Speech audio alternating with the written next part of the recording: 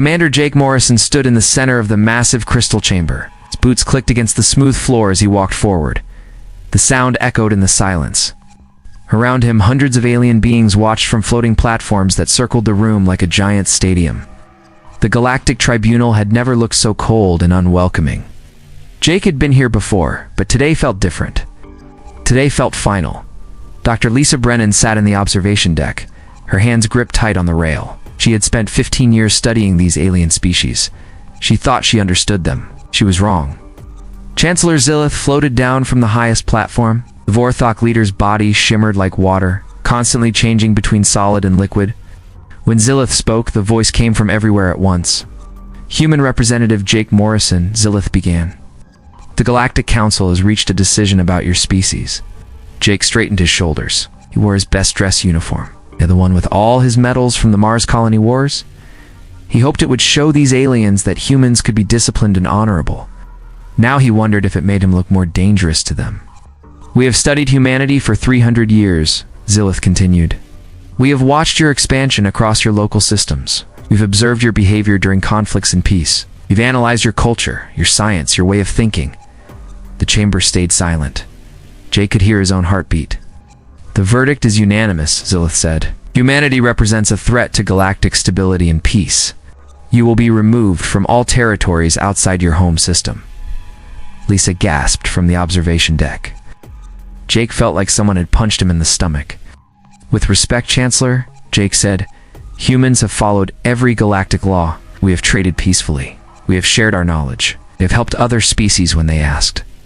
This is precisely the problem, replied Korvash, the reptilian delegate from the Saurian Empire. His voice hissed through the translator. Humans adapt too quickly. You learn too fast. You grow too strong. In 2 centuries. You went from a single planet to 47 colonies, added Myrene, the insectoid hive speaker. No species in galactic history has expanded so rapidly. You turn every challenge into an advantage, Zillith said. When the Rigel plague struck your colonies, you did not just survive. You created a cure and became immune. When pirates attacked your trade routes, you did not just defend yourselves. You eliminated piracy in 3 sectors. Jake opened his mouth to speak, but Zillith raised a flowing appendage. You make friends with species that should be enemies. You solve problems that have existed for thousands of years. You bring change wherever you go. This disturbs the natural order. The Galactic Council hereby orders all human colonies to be evacuated, Korvash announced. All humans must return to the Sol system within 30 standard cycles. Furthermore, Zillith added, your system will be quarantined indefinitely. No human will be permitted to leave. No alien will be permitted to enter. The chamber erupted in alien voices, some approving, others uncertain. Jake stood frozen as the reality hit him. Lisa rushed down from the observation deck. Commander, this is insane. You're punishing us for being successful. Jake looked at the alien faces surrounding them. Some showed satisfaction. Others looked almost afraid. No, Jake said quietly. They're not punishing us for success. They're afraid of what we might become. As the guards escorted them from the chamber, Jake made a silent promise. These aliens had no idea what they had just done to humanity. President Robert Hayes sat in the White House Situation Room, staring at the largest holographic display Earth had ever created. Red dots marked every human colony across 47 star systems. Each dot represented millions of lives that needed to come home. How long do we have? Hayes asked. 28 days remaining, replied Admiral Karen Stone. She stood beside a wall of screens showing evacuation progress. We've brought back 12 million people so far. That leaves nearly 200 million still out there. Hayes rubbed his tired eyes. He had not slept properly in 5 days. What about the outer colonies? Kepler 442, Wolf 359? Those are the hardest hits, Stone said. The aliens cut off our supply lines yesterday. No more fuel shipments. No more food deliveries. Our people are stranded. On Mars, Dr. Alex Carter worked alone in his laboratory. The Red Planet's research stations had been abandoned as scientists rushed back to Earth, but Alex stayed behind. Something important was happening in his quantum experiments, something the aliens might have missed. He stared at the readings on his computer screen. The numbers should have been impossible. Energy patterns that broke every known law of physics. Alex had been studying quantum tunneling when the evacuation order came. Now his work showed something incredible. If this is real, Alex whispered to himself, everything changes. Back on Earth, engineer Paul Bennett packed his workshop. He had spent 10 years building mining equipment for the asteroid colonies. Now those colonies were empty, his machines floating in space like metal ghosts. I don't understand it, Paul said to his neighbor Maria Rodriguez. She taught children at the local school, preparing them for life among the stars. Now she taught them about coming home to a planet many had never seen. Why do they hate us? Maria asked. We never hurt anyone. We followed their rules. Paul loaded another box into his truck. Maybe that's the problem. Maybe we followed their rules too well. Across the galaxy, alien leaders celebrated in their council chambers. The Vorthok Chancellor Zilith met with representatives from dozens of species. They drank exotic beverages and shared relief that the human problem was finally solved. The quarantine barriers are almost complete, reported General Thexus of the Centauri Defense Force. Our patrol ships have surrounded the Sol system. Nothing gets in or out. Excellent, Zilith said. How are the humans responding? They appear cooperative, Thexus replied. Their ships are returning home as ordered. No resistance detected. But some aliens felt worried. Ambassador Quellen of the Peaceful Altair Federation raised a concern during the celebration. Are we certain this is wise? Quellen asked. Humans have never responded to pressure the way we expect. They are trapped now, Corvash hissed. One small system, limited resources. They will stagnate and fade. Meanwhile, on Earth's moon, Admiral Stone watched the final transport ships arrive from the nearest colonies. The crews looked exhausted and confused. Children cried for homes they would never see again. Parents tried to explain what they did not understand themselves. Admiral called Lieutenant Danny Rivers from his communication post. We're getting strange readings from the Mars research stations. What kind of readings? Stone asked. Energy spikes. Massive ones. Dr. Carter is still there, working on something. Stone activated her personal communicator. Dr. Carter, this is Admiral Stone. What's your status? Alex Carter's voice crackled through the static. Admiral, you need to see this. I think I found something. Something that changes everything we know about space travel. Can you make it back to Earth? I'm not sure I should, Alex replied. This discovery might be exactly what humanity needs right now. Stone looked out at the stars, where alien patrol ships waited like sharks in dark water. Captain Nicole Jong gripped the controls of her transport ship as enemy fighters closed in behind her. The massive convoy of human vessels stretched across space like a metal river flowing toward home. This was the last group, the final evacuation from Alpha Centauri.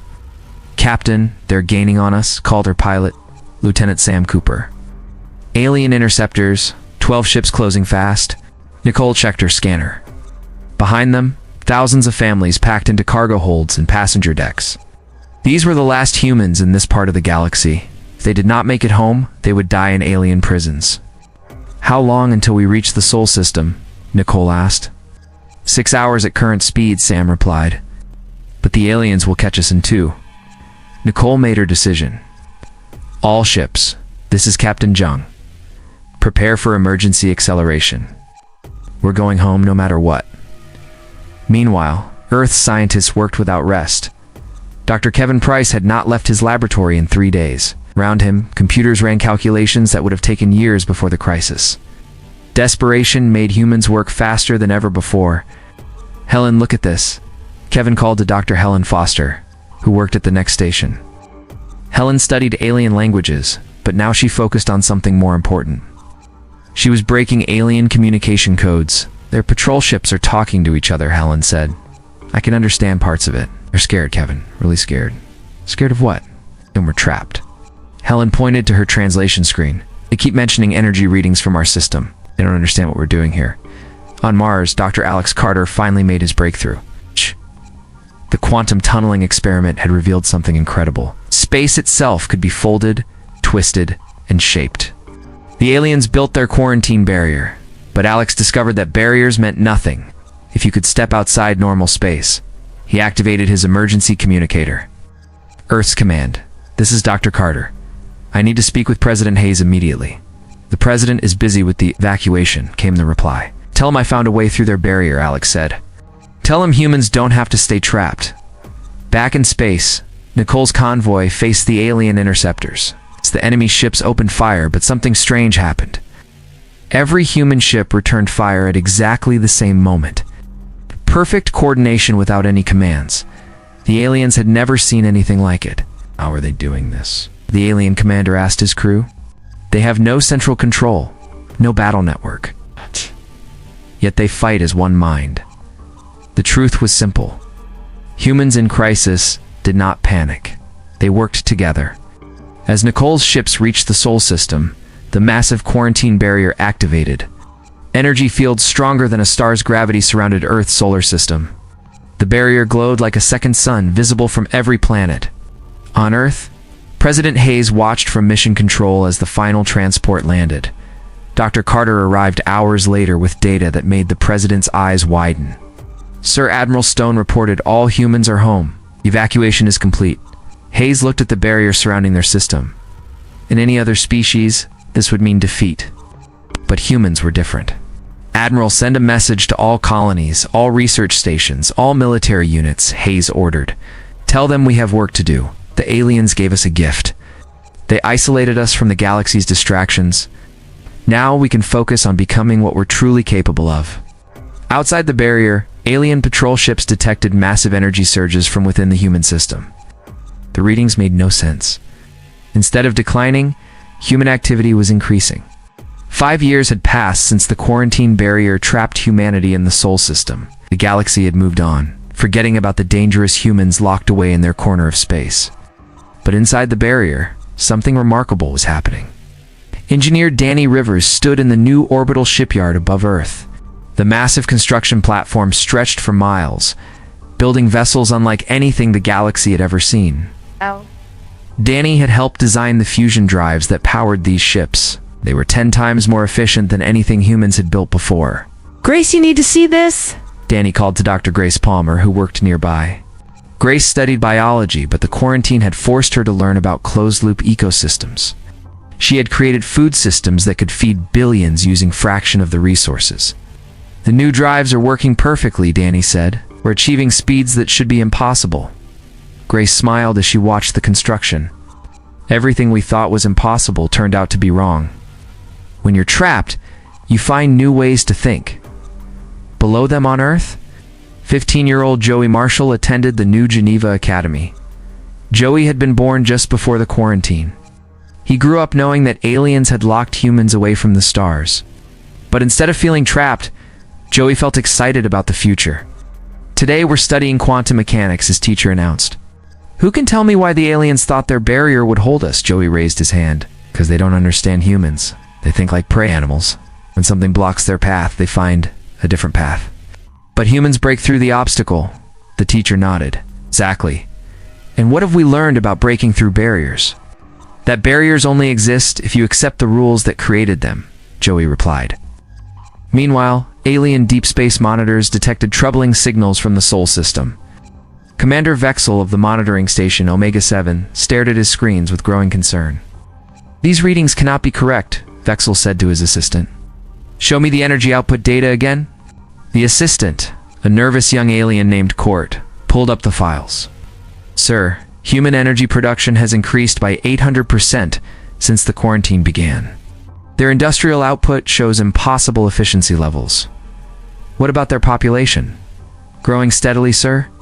But that's not the strangest part. Vexel leaned forward. What is? They appear to be building something massive in their outer system. Our long-range scans detect metal structures larger than small moons.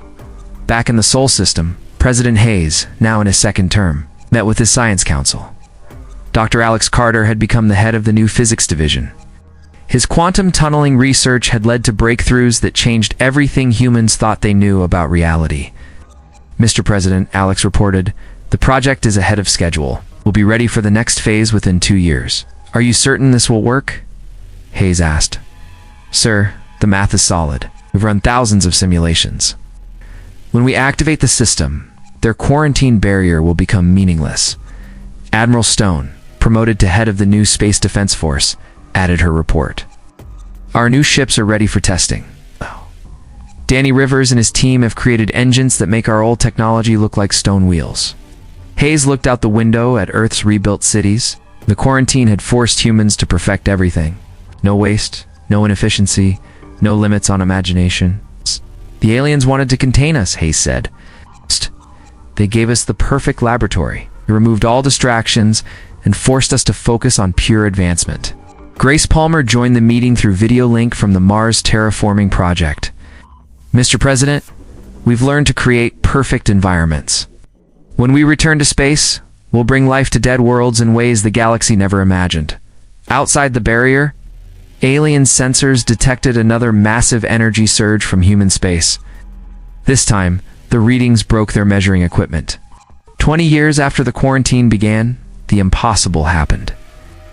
The massive energy barrier surrounding the Sol system simply vanished. One moment it glowed like a captured star, the next moment empty space stretched where the prison walls had stood. Across the galaxy, alien monitoring stations detected the change instantly. Emergency signals flooded communication networks as species that had forgotten about humanity suddenly remembered the danger they had locked away. Commander Zefik of the Outer Rim Defense Fleet was enjoying his morning meal when the alarm started screaming. His aide burst into his quarters with terror in his multiple eyes. "Sir, the human quarantine has failed," the aide gasped. "The barrier is gone." Zefik dropped his food. "Impossible. That barrier could contain a black hole." "Sir, that's not the worst part. Our deep space sensors are detecting massive objects approaching from the Sol system, moving faster than anything we've ever recorded. Within hours, alien fleets across 3 sectors mobilized for the first time in decades. Ancient warships powered up their weapons. Defensive stations that had gathered dust suddenly buzzed with activity. But nothing could have prepared them for what emerged from human space. The ships were beyond imagination. Each vessel stretched for hundreds of miles, built from materials that bent light around them. They moved through space like living things, flowing between dimensions in ways that broke every law of physics the galaxy knew. Leading the fleet was Commander Jake Morrison, now 75 years old, but still sharp as a blade. He stood on the bridge of humanity's flagship, watching alien forces scramble to respond to their return. "Danny, what's our status?" Jake asked. Engineer Danny Rivers, now the Chief of Naval Operations, smiled at his displays. "All systems perfect, sir. Grace's bio-neural networks are functioning beyond specifications. Joey's quantum cores are stable." Joey Marshall, once a student dreaming of the stars, now served as the fleet's strategic director. At 35, he had designed the weapon systems that made these ships unstoppable without firing a shot. Sir, Joey reported, alien fleets are forming defensive lines across 12 systems. They're preparing for invasion. Grace Palmer, speaking from the science section, added her report. Their technology hasn't advanced at all in 20 years. They became comfortable. You became something else entirely. Jake nodded. It was time to send their message. Across the galaxy, every communication device simultaneously received the same transmission. Jake's face appeared on screens in alien capitals, military bases, and civilian centers. Behind him, the massive human fleet filled space like a metal storm. "People of the galaxy," Jake began, his voice calm but carrying absolute authority. 20 years ago, you decided humanity was too dangerous for your society. You locked us away to protect yourselves. Alien leaders watched in growing horror as the human ships demonstrated capabilities that made their greatest weapons look like children's toys. During our exile, we learned everything we needed to know about the galaxy, Jake continued. We learned that you fear change, progress, and growth. We learned that you prefer stagnation to advancement. We learned that you would rather cage greatness than rise to meet it. Chancellor Zillith, watching from the Vorthok homeworld, felt terror for the first time in centuries. The humans had not just survived their prison, they had transcended it. Our message is simple, Jake said, his words echoing across 1,000 worlds. Go home. Return to your planets. Consider what you've learned today. Humanity has returned to the galaxy, and we are no longer asking for permission to exist. The transmission ended. Across space, alien fleets began withdrawing to their home systems. Not because of threats or violence, but because they finally understood what they were facing. Humanity had become something beyond their comprehension.